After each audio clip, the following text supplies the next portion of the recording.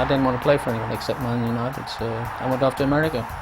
I wanted to get away from England. The league was starting, it was exciting. Had all the best players in the world going there. The money was good, the lifestyle was great, and the crowds were terrific. I went to New York first. I was going to sign for the Cosmos, but they wanted me to live in New York, and I didn't fancy that. I wanted to be in the sunshine. And then they signed Pele, of course, so they did the East against the West and Pele against me. That was their big selling point in those days.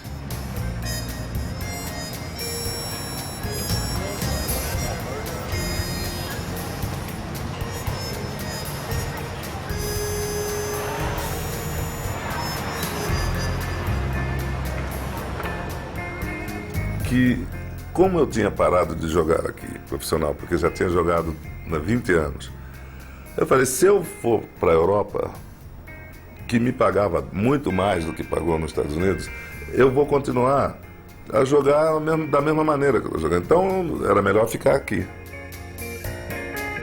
Eu tinha a oportunidade de ver uma coisa nova, porque o futebol nos Estados Unidos estava começando, era um futebol mais de colégio.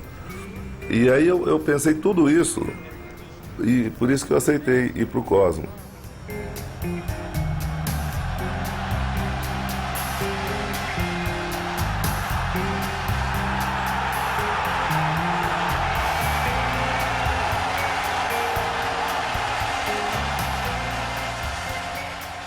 Talent was okay. There was plenty of talent, European, South American.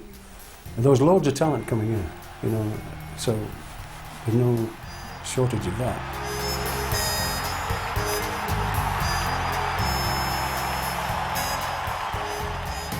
There's some great football being played by the Cosmos, and all over the States those are some really good teams and some great players.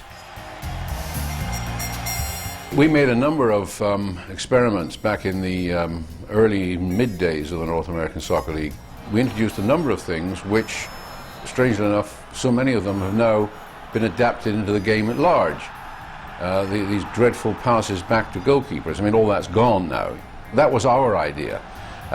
Even things like identifying players by a constant number, and not number 2's the right back, number 3's the left back every week, so you didn't know who was playing. That emanated from here. Names on the backs of the shirts emanated from here. Quite a number of our changes have sort of drifted off into the world at large. The one drastic thing that we tried that we thought was successful, that everyone else has kind of frowned at, was the idea of a 35-yard line, beyond which offside, you know, within the middle of the field, offside didn't exist. And what that created, we thought, was a lot more room for skillful players to operate without being clobbered by people whose job it was simply to clobber skillful players. It worked well for us in being able to allow players like Pele and George Best and Rodney Marsh and Nenny Kubias to have just that extra yard or so of room to do something in. But FIFA frowned upon it, and eventually we gave up and didn't try it anymore. But you know, a lot of the things that people, you know, coming from overseas myself and hearing what people say about American soccer, there was a far greater degree of belief that we were changing everything, simply because a lot of people were talking about changing everything. I mean, we had people talking about changing the size of the goals.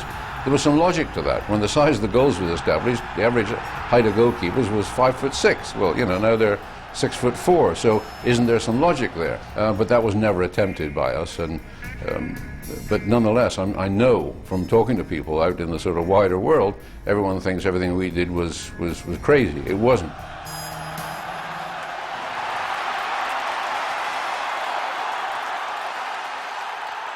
There were some great matches. I watched some matches, not on television, and that's the reason it didn't take off in America, was because they didn't get the exposure on television.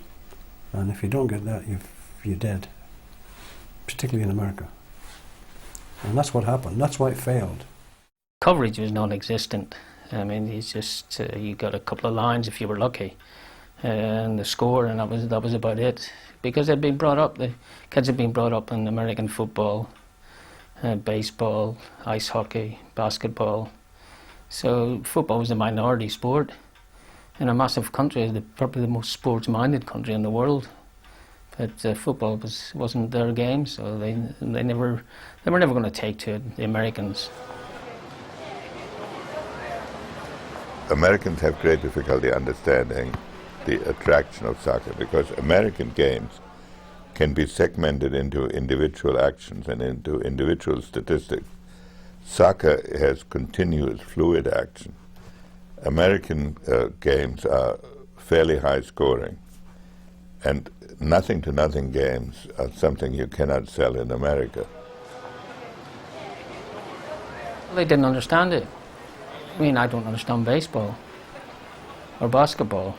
The Americans were the same. They didn't understand the offside law. They didn't understand most of the stuff that they were watching.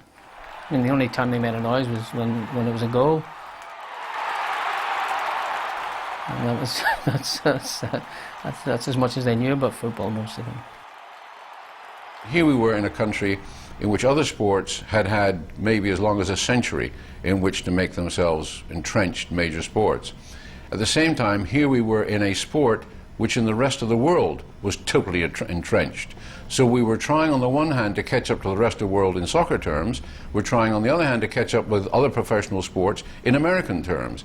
And in fact, you know, we've gone from basically zero to where we are today in some 30-odd years.